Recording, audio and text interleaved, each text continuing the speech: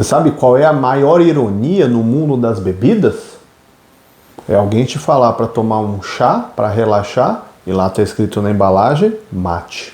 Eu não aguento mais essa vida, eu não aguento! Fala pessoal, tudo bem? Eu sou o professor Luciano Kenshi e você está no Cinegel. Você gosta de comédia nacional? O filme de hoje, na verdade, é uma continuação de uma comédia de grande repercussão, há mais de 20 anos atrás. Talvez essa não tenha causado tanto alarde, mas com certeza foi muito nostálgico voltar a reviver, reconhecer os personagens que há tanto tempo já deixaram e ainda deixam muita gente se divertindo, dando risadas de situações bizarras, engraçadas, às vezes cotidianas, tão cotidianas que o tema do filme de hoje talvez pareça até mais sério do que pareça, apesar do tom de deboche. Tá a fim de entender e conhecer o Alto da Compadecida 2? Então vem conferir comigo!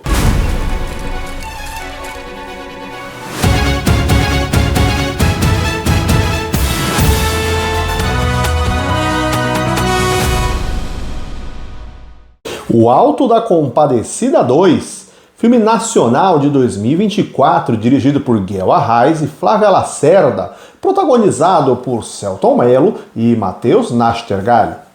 O filme se passa 25 anos após o original, que, caso você não conheça, é protagonizado pelos amigos Chicó e João Grilo, moradores de Itaperoá, no sertão paraibano. Nós vemos que Chicó, ao longo destes anos, ganhou a vida contando a história de seu amigo, que no fim do primeiro filme morreu e foi ressuscitado após um diálogo entre Nossa Senhora e Jesus Cristo, falando sobre a retomada da vida daquele valente senhor do sertão. Este feito da ressurreição fez com que Chicó transformasse a história de João Grilo num grande feito miraculoso. Mas só que ao longo deste tempo, o seu amigo não retornou mais para a cidade. O que acontece agora, no início deste filme, é que João Grilo não tem ideia do tamanho de sua fama, nem da devoção das pessoas por ele, retornando então para o local de sua origem. Chicó é um covarde que vive até agora na esperança do retorno de Rosinha, o amor de sua vida, que saiu da cidade e nunca mais retornou, sendo ele um grande mentiroso, contador de histórias, que quando é questionado sobre momentos em que suas mentiras parecem ter extrapolado e lhe perguntam como isso é possível, ele só responde, não sei, só sei que foi assim. João Grilo chega em sua cidade em pleno período eleitoral e descobre que o candidato da situação é o Coronel Hernani, um homem poderoso e apoiado pelo prefeito atual, numa grande manobra política.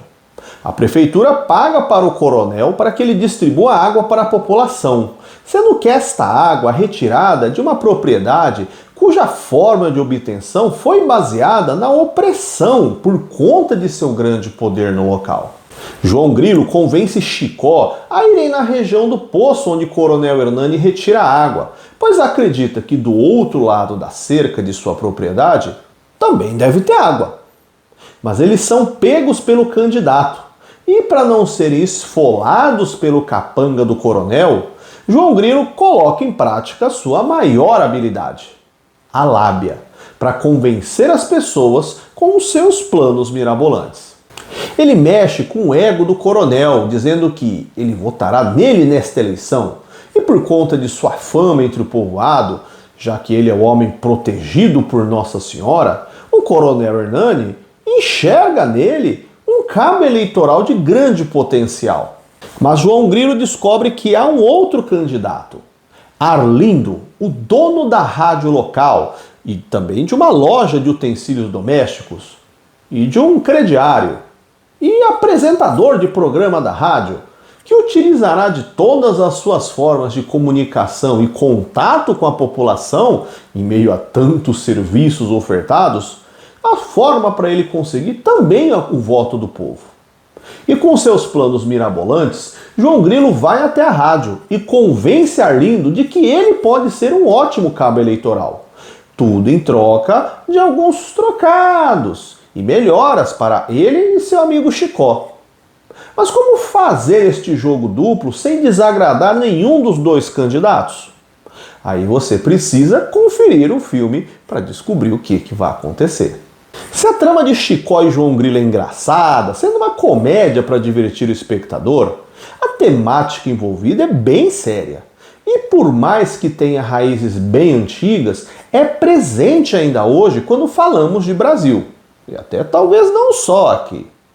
O coronelismo tem sua origem na história do Brasil republicano, mas quando tem história, tem também convidado aqui no canal. E hoje eu chamei o professor J. Marcelo para me ajudar a contar literalmente esta história. Então, obrigado mais uma vez, Jota, e deixo a palavra com você. Fala, Kenji, tudo bem? De novo, uma honra participar aqui do seu canal.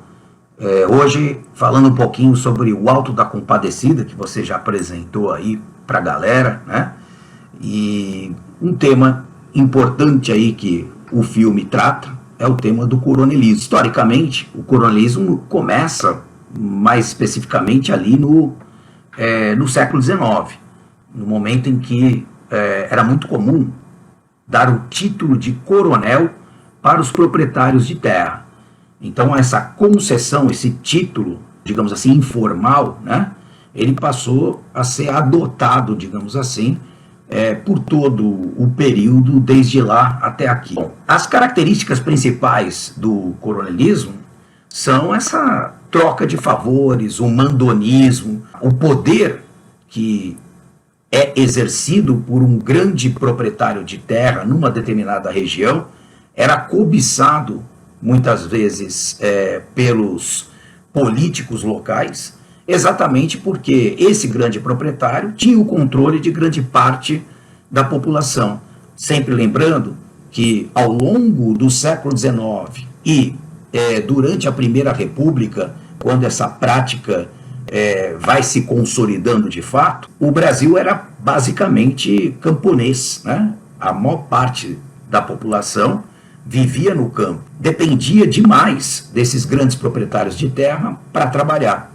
Então, tornou-se muito comum que grande parte desse eleitorado dependente dos grandes proprietários de terra fossem conduzidos a votar em quem eles desejavam, normalmente aqueles que eram apontados como os futuros eleitos, eram justamente aqueles que poderiam favorecer de alguma maneira esses coronéis. Em troca disso, os coronéis levavam ou organizavam o seu sistema eleitoral, esse sistema eleitoral que era conduzido dentro das suas fazendas, em favor desses políticos. Isso era o que a gente pode chamar de currais eleitorais, né? Os currais eleitorais, ou seja, as áreas de domínio, de controle desses coronéis que exigiam dos seus camponeses o voto nesse ou naquele candidato. Agora, como que isso poderia acontecer de uma maneira mais fácil? Sendo o voto aberto, né? Lembrando que durante todo o período da Primeira República, o voto, que passou a ser um mecanismo extremamente importante nesse sistema, o sistema republicano, era aberto e, portanto, controlado. Eu tô passada, chocada. Meu Deus. Então todo mundo sabia em quem o cidadão ia votar. Portanto, era muito fácil você manipular esse voto. Tinha gente que já ia com a cédula, digamos assim, já votada num determinado candidato. Aí você vai dizer, tá, mas e se tiver alguém que não queira entrar nessa onda e votar em quem o coronel quer? Afinal, ele poderia defender o seu direito de escolha. Esse normalmente perdia o emprego. E perder o emprego nestas áreas rurais significava não apenas perder o emprego na fazenda, mas perder o emprego ou não conseguir arrumar outro emprego na própria região. Exatamente porque os coronéis se comunicavam e já fechavam, organizavam uma espécie de aliança em torno deste ou daquele candidato. Então, o coronelismo, através desse voto manipulado, aquilo que a gente chama de voto de cabresto, né, passou a ser uma prática comum. Até hoje, claro que essa prática era muito mais comum durante a Primeira República, depois veio o voto secreto, depois houve uma maior democratização, ou seja, essas práticas começaram a diminuir, mas até hoje, nesses rincões aí do Brasilzão afora, a gente, infelizmente, encontra novos formatos de coronelismo.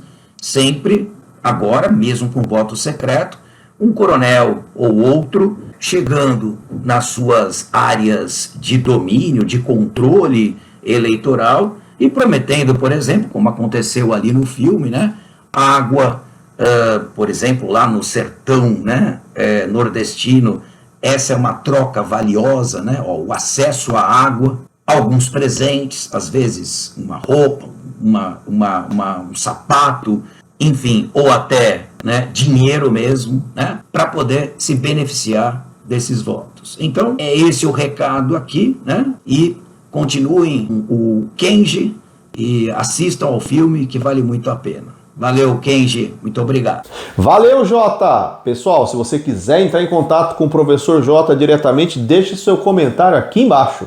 E como o professor Jota explicou toda a parte histórica, as práticas do coronelismo, talvez você possa pensar que o vídeo acabou. Já falamos do contexto do período. Mas hoje, em pleno século XXI, nós vemos indícios de ação coronelista ainda. Pois é, pois nós percebemos que há explícitas ações ainda hoje com o mesmo mecanismo. Tudo bem, a gente pode dizer que as ações mudaram em alguns casos, mas a característica, o jeito e os objetivos se mantêm da mesma forma. Pagamento de dinheiro em troca de voto, discurso de convencimento de empregadores sobre os funcionários, fazendo pressão para voto em seu candidato de preferência, para que os seus funcionários votem neste. Porque caso o nosso candidato não ganhe, o cenário vai ficar ruim e eu vou ter que provavelmente mandar a gente embora, porque aí você já sabe, né? Oferta de carona para levar, para trazer de volta da sessão eleitoral, sem falar nas ajudas que podem ser inclusive financeiras. Há denúncias de candidatos à reeleição que se aproveitam de seu cargo para agirem como candidatos, doando cesta básica em troca de um discurso eleitoreiro, promessas de finalização de obras e também aquelas que estão incompletas. Enfim, não faz muito tempo que você pode pensar em linhas próximas de eleições aqui no Brasil, onde você tinha camisetas com políticos, shows assumidamente fazendo propaganda, bonés, tudo fazendo marcas assumidamente em favor de um candidato. É fato que o tempo foi passando e o pleito eleitoral brasileiro mudou muito, quebrou muitos esquemas. Mas também é fato que práticas coronelistas são vistas ainda hoje, principalmente em áreas mais afastadas dos grandes centros, onde aparentemente essas oligarquias locais não parecem se intimidar e manter tais atos. E aí, você conhecia esse filme? Você gosta do Alto da Compadecida? Deixe seu comentário aqui embaixo. Se gostou do vídeo, dá um joinha e compartilha com seus amigos. E a gente se vê no nosso próximo vídeo. Até mais, tchau, tchau!